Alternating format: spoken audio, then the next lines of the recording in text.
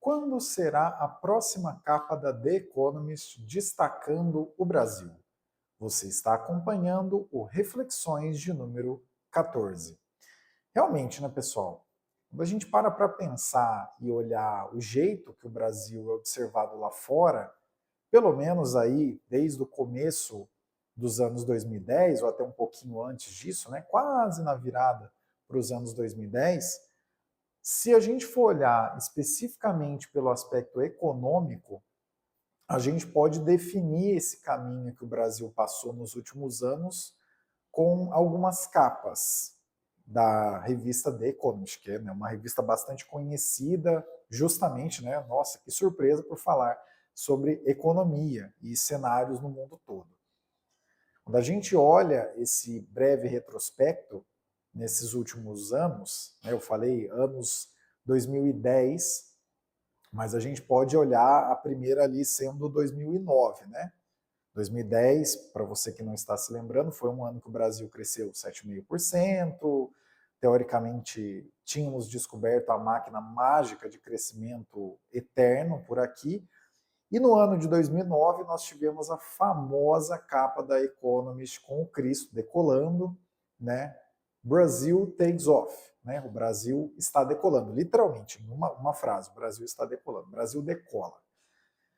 Alguns anos depois, já com o crescimento em franca desaceleração, lembrando, 2010 a gente teve um crescimento de 7,5%, um pouco mais de 7%, depois que a gente tira os ajustes ao longo do tempo.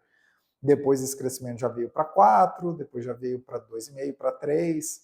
Né? Então, com essa desaceleração e o avanço de questões institucionais, de protestos também que aconteceram em 2013, no ano de 2013 nós tivemos outra capa, que também era aquela foto famosa, só que no lugar do Cristo decolando, o Cristo em um voo cego, né? O nome daquela capa, Has Brazil Blown It? Né? Será que o Brasil estragou esse voo, em tradução livre? Essa capa de 2013. Já em 2015, quando a gente estava numa situação econômica muito complicada, lembrando aqui que o biênio 2015-2016 a gente teve a maior queda do PIB brasileiro já registrado, né, em mais de 120 anos, uma queda superior a 7% em 2 anos. Isso não aconteceu nem no auge ali do Collor, confiscando poupança e vários outros problemas que o Brasil já passou de novo em mais de 120 anos. E, juntando a isso também várias questões envolvendo justiça, Lava Jato e tudo mais. E aí tivemos uma outra capa, né? Que é uma Carmen Miranda no meio de um... Não a Carmen Miranda em si, né? Mas uma ilustração de uma mulher representando a Carmen Miranda com um cacho de bananas na cabeça, no meio de um pântano ou mangue, dizendo in a quagmire, né? Em uma situação muito complicada, num pântano, num atoleiro, né? Essa capa de 2015. E agora, mais recentemente, por que esse ponto está sendo trazido? O que vai ser colocado na mesa agora, provavelmente você vai se lembrar do episódio do Curadoria, recentemente, o episódio de número 28, que fala sobre os porquês dos ativos brasileiros estarem se destacando nesse exato momento. O que acontece é que a gente teve mais um relatório recente que coloca as coisas em um patamar ainda mais direto em relação a isso, que é um relatório do Bank of America, que o título dele já diz tudo, né? Embora seja colocado como dúvida e não como afirmação.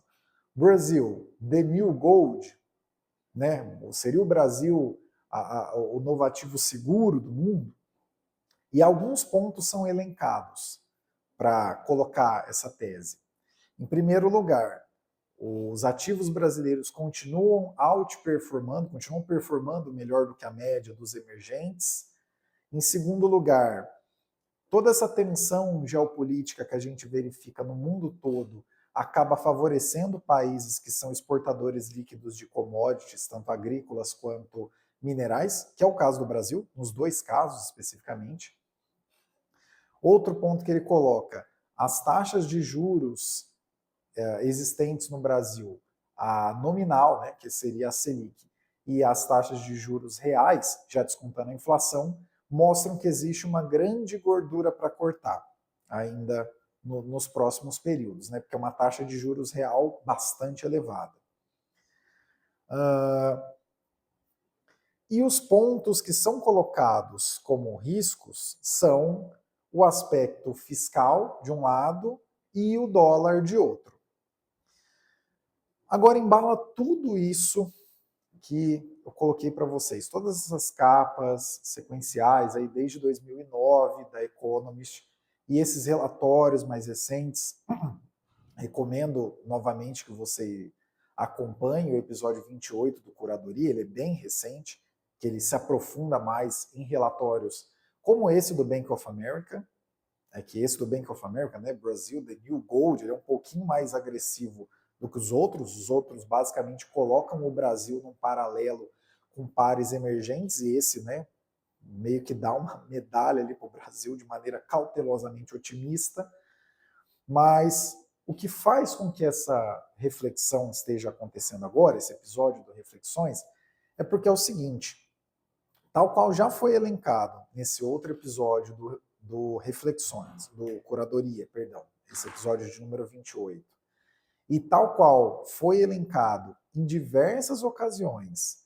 desde essa capa de 2009, o grande ponto é, o Brasil ele tende a se beneficiar em certos momentos de tensão geopolítica global por ser um exportador líquido de commodities. Beleza. Só que os velhos problemas que ainda precisam ser corrigidos, eles continuam não sendo corrigidos.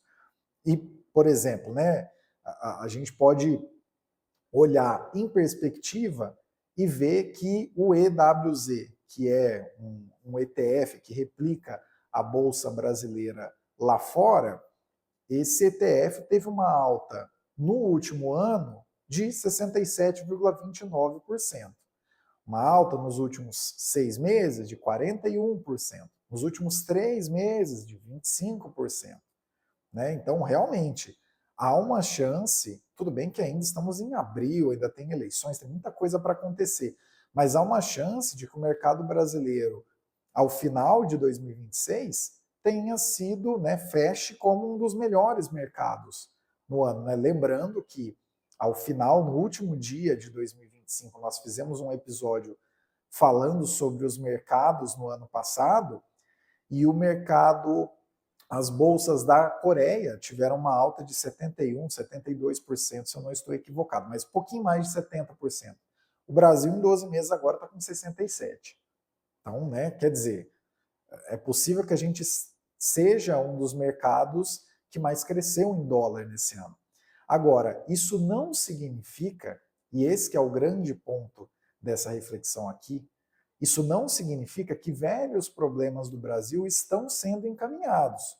Como, por exemplo, pelo lado fiscal, qualquer que seja o presidente que estiver com a caneta na mão a partir de 1º de janeiro de 2027, existem previsões que dizem que até o meio do primeiro ano, até o meio de 2027, toda a receita discricionária, ou seja, aquela que sobra para o governo tocar políticas públicas que ele assim desejar e que não estejam já constitucionalmente definidos. Toda a receita discricionária do governo vai a zero nos primeiros 6 meses. E por quê? Porque todas as outras despesas obrigatórias, com pensões, com programas sociais, todas as subvenções, né, as isenções tributárias que existem no Brasil, tudo isso vai comprimindo o orçamento. Né? Então, quer dizer, se nada for feito, absolutamente nada for feito, se não entrarem com um plano fiscal bastante robusto e bastante azeitado, para além de vou mudar isso aí, vou economizar isso aí, vou cortar a roubalheira, coisa séria mesmo. Se não tiver nenhum plano sério, no 7º mês do primeiro ano desse próximo mandato, seja Lula 4 ou qualquer outro, Flávio, qualquer um que entrar lá, vai ter só 6 meses. No 7º mês, o orçamento para política pública discricionária será zero. Entendeu? Então, assim, não é que a gente está falando de um horizonte de tempo super distante e que, nossa, se nada for feito, os nossos netos... Não, não. A A gente está falando do ano que vem. Daqui 1 ano e 2 meses, levando em consideração a data em que esse episódio está sendo gravado, o governo, qualquer que seja o governante, não terá mais recurso discricionário. Então, quer dizer, esse é um grave problema. Da onde vai sair recurso para a política pública? Outro grande problema, e esse sim de mais longo prazo, produtividade. O Brasil, para você que não sabe dessa informação, ele teve um crescimento razoável aí, né, rumando aí para uma base de 2, 3%, em alguns períodos até mais, por basicamente dois motivos nos últimos 25 anos. O primeiro, nós nos conectamos com mercados que consomem muito mais o que a gente produz com abundância, de novo, commodities agrícolas e commodities minerais, né? Ou seja, eu vou traduzir em uma linha. A China entrou no mercado global e nós entramos como um grande player para suprir as demandas da China. E o outro ponto é que o Brasil tinha o chamado bônus demográfico, né? Muito mais gente entrando em idade produtiva, entrando para a faixa da pirâmide etária que está no mercado de trabalho, está produzindo, está entregando produto, do que saindo. E assim, quanto ao aspecto das commodities agrícolas e minerais, a gente ainda tem, de fato, um espaço bom aí. Desculpa insistir novamente, vale a pena você voltar no episódio 28 do Curadoria, porque isso é mais aprofundado. Mas, por exemplo, pelo agro a gente tem um crescimento aí de 4% de produtividade anual há 40 anos. E aparentemente isso não vai ser parado, né? Isso continua aumentando aí graças aos campos de pesquisa da Embrapa, da Exalc e tudo que a gente coloca em prática aqui no Brasil, competindo com o mercado externo. E quando a gente olha para as commodities minerais, especificamente o petróleo, a gente ainda tem uma curva ascendente, tanto no pré-sal quanto no campo de possibilidades ali da margem equatorial, Foz do Amazonas, do jeito que você quiser chamar. Então, quer dizer, a gente ainda tem um certo impulso positivo nesses dois campos. Agora, pelo lado das pessoas entrando, mais entrando em idade da população economicamente ativa do que saindo dessa faixa de idade, isso basicamente acaba no começo dessa próxima década. Né? De acordo com algumas previsões um pouco mais pessimistas do que isso, é possível que já tenha acabado.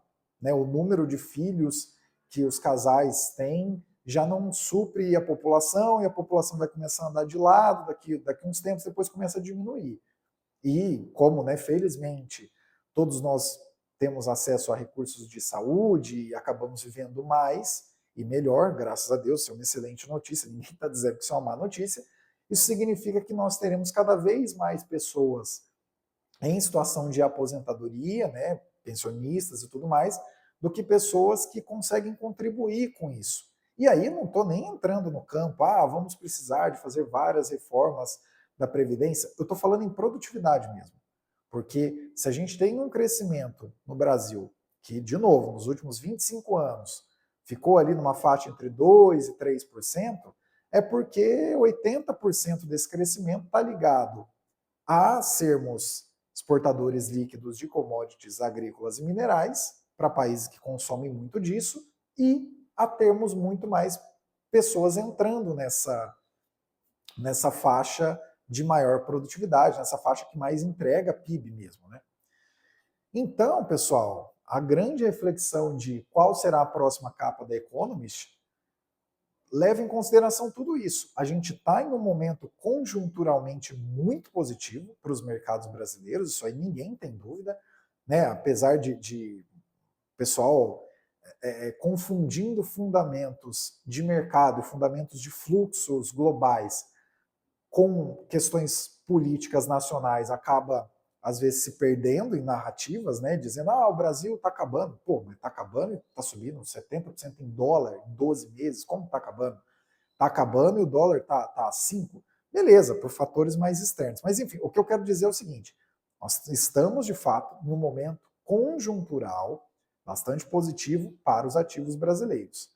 Isso significa que todos os outros problemas brasileiros foram resolvidos? Definitivamente não.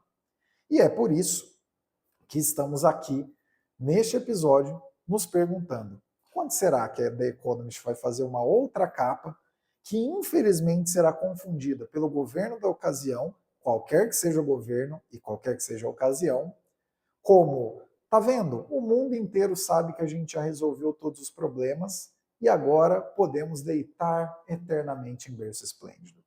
Quando será que mais uma vez teremos alguma capa da The Economist enganando quem quiser ser enganado enquanto os problemas reais não são resolvidos? Fique aí com essa reflexão. Caio Augusto, diretamente de 17 de abril, o dia que está sendo gravado, no caso. O episódio vai ao ar um pouquinho depois, porque essa pessoa que você está acompanhando aqui estará em viagem. Então, estamos adiantando alguns conteúdos. Enfim, parênteses feito. Caio Augusto, diretamente de 17 de abril de 2026. Se você gostou, não deixa de curtir, não deixa de compartilhar com quem você também acha que vai se interessar por esse assunto. E, claro, não deixe de deixar sua opinião. Você acha que, na verdade, essas capas da The Economist são sinceras, são uma ironia, as pessoas não entendem, ou a The Economist que não está entendendo o Brasil, por isso que ela coloca essas capas, e essas reportagens vão continuar acontecendo. Inclusive, um último detalhezinho, só antes de fechar o episódio, nós tivemos agora recentemente duas grandes reportagens que falam sobre o Brasil. Uma delas é uma tese muito interessante, porque ela já apareceu em outro episódio, na época do Terraço Cast, que é o Mundo Está Virando um Grande Brasil. Esse episódio é muito massa, vale a pena você procurar também. Uma reportagem recente, ainda em 2026, chamada The Rich World Should Beware Brasilification, ou seja, o mundo desenvolvido deveria se preocupar com a brasilianização. Vamos contar com essa nova palavra, com esse neologismo. E fica aqui como curiosidade, no momento em que esse roteiro estava sendo colocado em bullet points, fui conferir e verifiquei que no dia 16 de abril, um dia antes desse episódio ser gravado, também temos uma reportagem recente falando, agora especificamente sobre o Rio de Janeiro, de nome Rio de Janeiro is a Beautiful Warning to the Rest of Brazil. Então, quer dizer, nunca esteve tão propício para termos uma outra capa da The Economist, que muito provavelmente vai ser entendida de maneira equivocada pelo governo da ocasião, qualquer que seja o governo, qualquer que seja a ocasião. Então agora realmente me despedindo, Caio Augusto, diretamente de 17 de abril de 2026. Até o próximo Reflexões.